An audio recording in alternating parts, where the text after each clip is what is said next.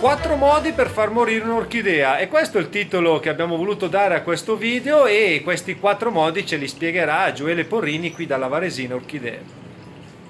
Eccoci qui Gioele, allora quali sono questi 4 modi per far morire certamente un'orchidea? Allora, ci sono tantissimi modi per far morire un'orchidea, però in realtà tenete conto che è più facile farla vivere che farla morire. Allora, un modo sicuramente per far morire una Phalaenopsis è sicuramente in inverno di bagnarla, di tenere le radici sempre umide. Questo qui è un modo certissimo per farla morire. Voi se la tenete a temperature diciamo di 14 gradi, 15 gradi e la tenete sempre umida, state pur tranquilli che una settimana a mollo così la pianta è morta, sicuro.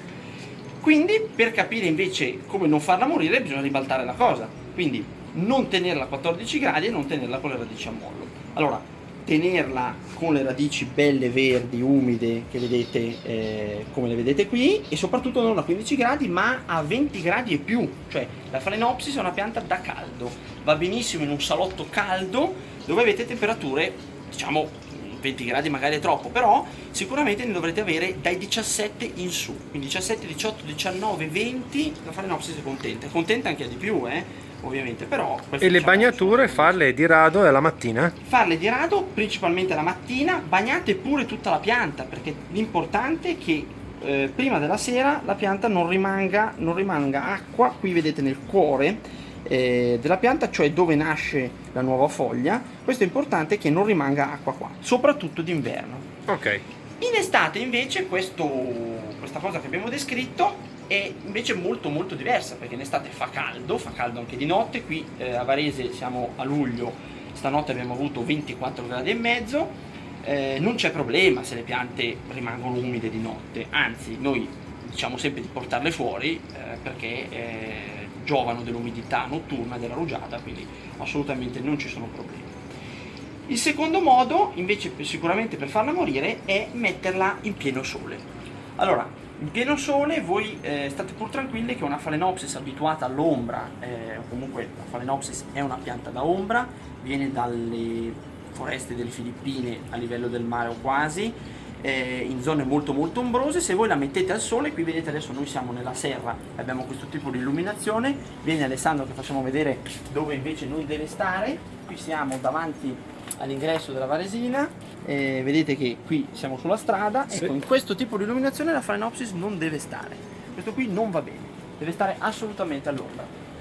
Quindi questa è la situazione ideale per lei. Perché se no in un attimo le foglie vi si bruciano, rimangono proprio delle chiazze nere di bruciatura, e questo assolutamente non va bene. In inverno di contro invece no, dovete metterla su una finestra con il sole, perché d'inverno il nostro sole è decisamente ridicolo rispetto al sole tropicale e quindi le Phalaenopsis gioveranno invece della luce. Il terzo modo invece per far morire un'orchidea è sicuramente quello di portarla fuori troppo presto, quindi di portarla all'esterno quando le temperature non sono superiori stabilmente i 16 gradi, 16 volendo anche 17 gradi. Già le Phalaenopsis più sensibili a 15-16 gradi perdono i boccioli, cioè gli ultimi boccioli che vedete qui sulle piante. Questa è molto fiorita, però vedete questa ad esempio che è piuttosto indietro, ha dei boccioli, vedete qui fa caldo e i boccioli sono tutti aperti, ma se dovessero andare a 15 gradi questi boccioli diventano spugnosi, diventano gialli e poi cadono, e questa è una cosa comunissima. Se queste condizioni perdurano sicuramente poi dopo la pianta va a deperire e a morire.